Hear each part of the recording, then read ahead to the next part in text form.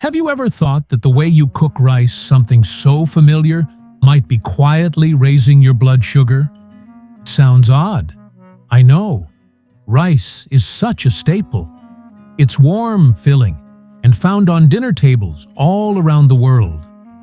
But what if I told you that after age 60, the way we prepare and eat rice could be causing higher blood sugar, stubborn weight, and sluggish digestion?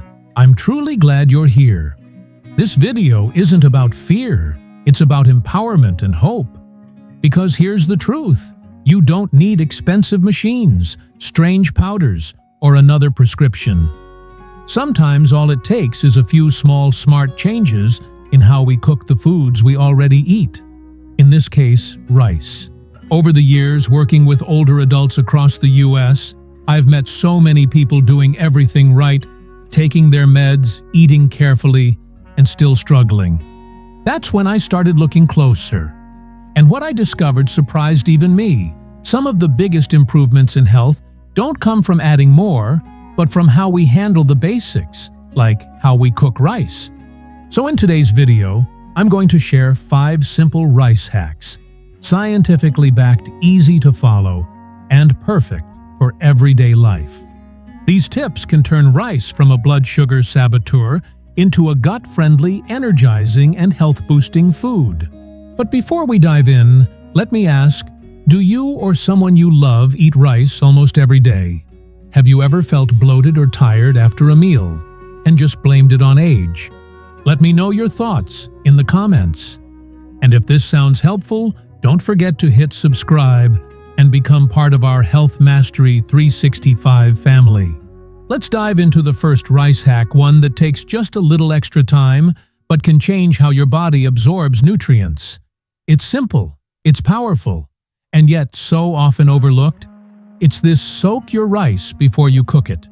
Now, I know it sounds almost too basic, right? A step that many of us skip without thinking twice. But this everyday habit can quietly change how your body responds to a bowl of rice, especially as you get older.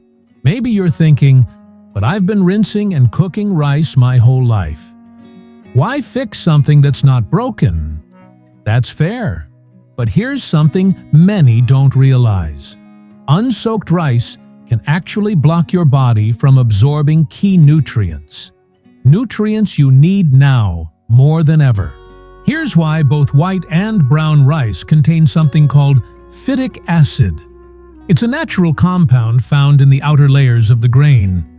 But here's the catch, it acts a bit like a thief in your digestive system. It binds to important minerals like calcium, zinc, and iron, and makes it harder for your body to absorb them.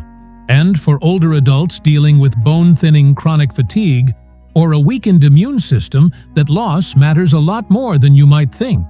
Now for the good news. Soaking your rice, just like your parents or grandparents probably did, can reduce phytic acid and unlock more of those vital nutrients. And that's not all. Another big benefit, soaked rice is easier to digest. Many of the older adults I work with often tell me they feel bloated, gassy, or just too full after eating rice. But once they started soaking it, their meals felt lighter, smoother, and more comfortable. So how exactly should you do it? After rinsing your rice under cool water, let it soak in warm water for 30 to 60 minutes before cooking. This gives the grains time to soften, absorb moisture, and break down compounds that are harder for the gut to process. Even 30 minutes makes a difference. But one note of caution, don't soak it too long. More than 3 hours, especially in warmer temperatures, can allow bacteria to grow and spoil the rice. I think of Mary, a 72-year-old retired teacher from Ohio. She was always active but had struggled with a sensitive stomach for years. Medications didn't help much, but when she began soaking her rice before meals, her discomfort practically vanished within a few weeks. She told me it felt like a small miracle. No pills, no gadgets, just water time and intention. This tiny shift can lead to better digestion, stronger absorption of minerals, and even more energy after meals. So give it a try, and if you've already been doing this, drop a comment and let us know how it's helped. Or if you've never tried it, what's been holding you back? If you thought soaking rice was simple, just wait until you hear what a single spoonful of vinegar can do for your blood sugar. Let's move on to tip number 2, and it might just be one of the most unexpected and powerful tricks you'll ever hear involving rice. Adding a little vinegar. Yes, vinegar. I know it sounds odd at first. You might be wondering, vinegar in rice. Won't that ruin the flavor? That's a fair question. But trust me, this tiny tweak can do more for your health than you might imagine. Because just one spoonful of the right kind of vinegar can make a real difference. Not just for your blood sugar, but also your digestion and even your energy levels after eating. Let's take a look at what's happening behind the scenes. Vinegar, particularly natural apple cider. Vinegar contains acetic acid, a compound that slows down how fast your body breaks down and absorbs carbohydrates.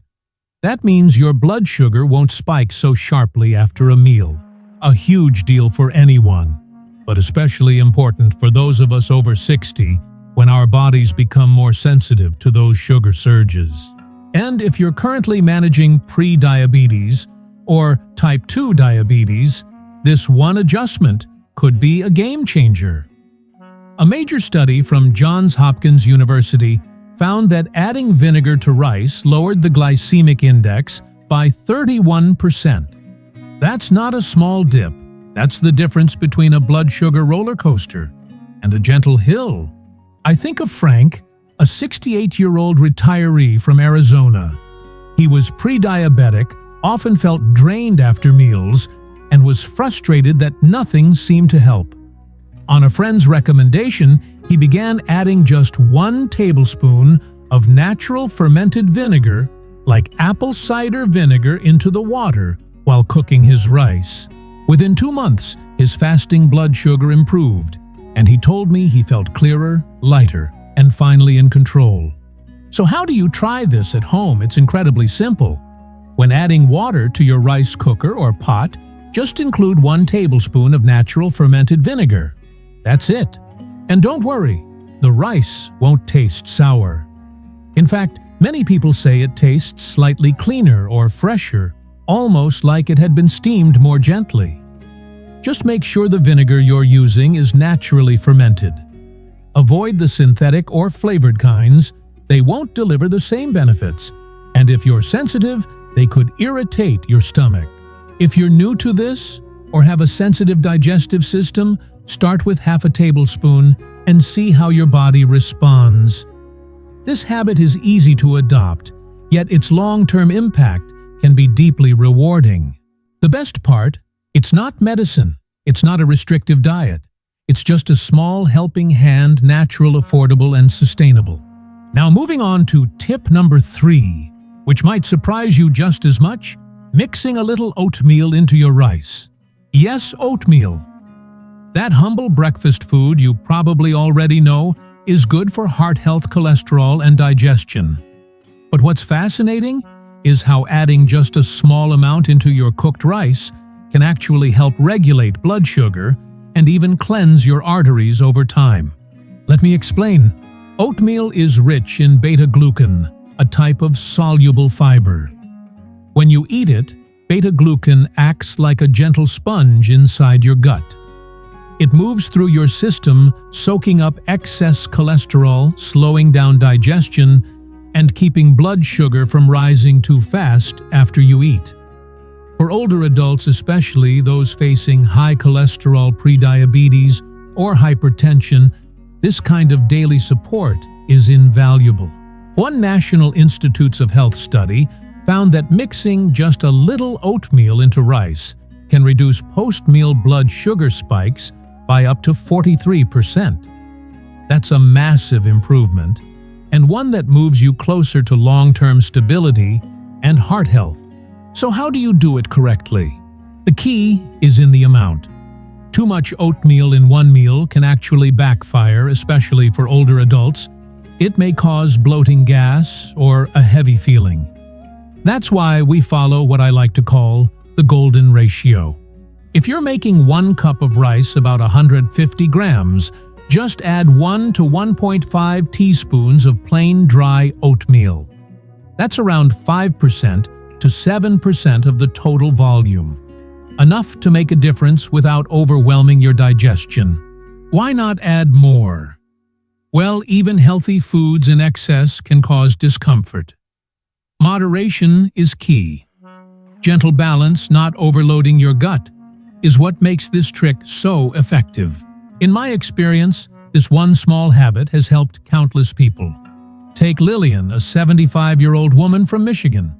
She was juggling early-stage diabetes and high cholesterol, and wanted to avoid adding another medication to her list. She started stirring a teaspoon of oatmeal into her rice every day. After 3 months, her lab numbers improved, but more importantly, she told me, "I feel lighter after every meal. I don't crash in the afternoon anymore." One final reminder, if you have kidney issues, always check with your doctor before increasing your fiber or whole grain intake. Everyone's body is unique and personalized care always matters. But for most older adults, this tip is a simple, low-risk way to support heart health, blood sugar stability, and better digestion all in one bowl of rice. Now that we've already upgraded how rice affects your blood sugar and cholesterol, let's move on to a golden secret that's been trusted for centuries. This time, it's not about what you take away, but what you add. Just a small golden pinch. That's all it takes. We're talking about turmeric. You've probably seen turmeric in spice jars, or heard about it in recipes for curry and herbal teas. But here's something you might not know.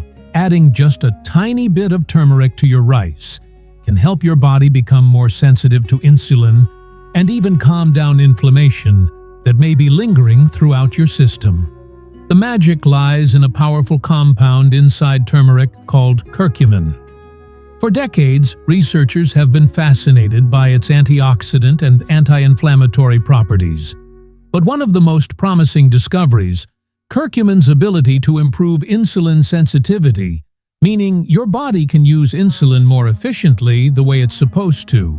Think of it like sharpening a dull key so it fits the lock again. As we get older, our bodies often stop responding to insulin the way they used to. That's called insulin resistance, and it's a major driver behind high blood sugar, fatigue, weight gain, and even more serious complications down the road. But here's the encouraging part. A study by the National Institutes of Health found that consistent intake of curcumin reduced insulin resistance by 23%. That's a significant improvement on par with some mild diabetes medications. And all it takes is a pinch of spice. There's no need to change your whole meal plan. Just do what Elaine, a 69-year-old retired librarian from Pennsylvania, did. After a checkup revealed her blood sugar was creeping up again, she spoke with her doctor and decided to try something simple. 1 small pinch of turmeric in her warm rice each day. She didn't alter anything else. Within 3 months, her readings were more stable. Her energy returned, and her doctor even reduced one of her prescriptions. Elaine told me it was such a small change, but it made me feel like I had control again. So how do you do this at home? After your rice is cooked and still warm, sprinkle 1 to 2 small pinches of pure turmeric powder on top. Stir it in gently. The warmth helps release its natural oils and aroma, and the flavor blends beautifully into plain rice. No bitterness, just a gentle earthiness. If you're new to turmeric, start with less and build up slowly. Your taste buds will adjust over time. Just make sure you're using pure turmeric, not curry powder, which often contains salt and other spices that may upset your stomach or dilute the benefit. One note of caution: if you have gallbladder problems or take certain medications, check with your healthcare provider before adding turmeric regularly. This tiny golden habit is more than just a spice. It's a connection to centuries of natural healing. Gentle, effective, and so easy to begin today. And now, as we come to our final tip, get ready for something that might surprise you the most. This time, we're not talking about what to add to your rice, but rather how you prepare it. No fancy ingredient, no expensive supplement. Just a small change in your routine that can unlock powerful benefits for your gut and beyond. It's called cooling and reheating your rice. That's it. Simple, right? But the science behind this habit is surprisingly impressive. When you cook rice and allow it to cool, the starch inside undergoes a transformation. It becomes something called resistant starch. Unlike regular starch, which your body breaks down quickly into sugar-resistant starch, does the opposite. It resists digestion in the small intestine and instead travels to the large intestine, where it feeds the good bacteria in your gut. And when your gut bacteria thrive, so do you. This one change can lead to better digestion, reduced inflammation, and a stronger immune system. Some call it a gut-friendly reset, but that's not all. Resistant starch has also been shown to lower post-meal blood sugar spikes, support more regular bowel movements, and help the body use insulin more effectively. For seniors, especially those dealing with high blood sugar, digestive troubles, or constipation, this small tweak can be a game changer. I remember working with a man named George, a 73-year-old retiree from Oregon, who had struggled with irritable bowel syndrome for years. He was tired of relying on medications that offered only partial relief. At his daughter's suggestion, he started cooking his rice as usual, then letting it cool on the counter before reheating it later for dinner. Within just a few weeks, George reported feeling lighter, more regular, and more comfortable in his own body. So how do you try this at home? Once your rice is done cooking, remove the lid and let it cool at room temperature for 30 minutes to an hour. You can eat it right away, or better yet, store it in the refrigerator and reheat it gently later that day or the next. When reheating, simply warm it until hot.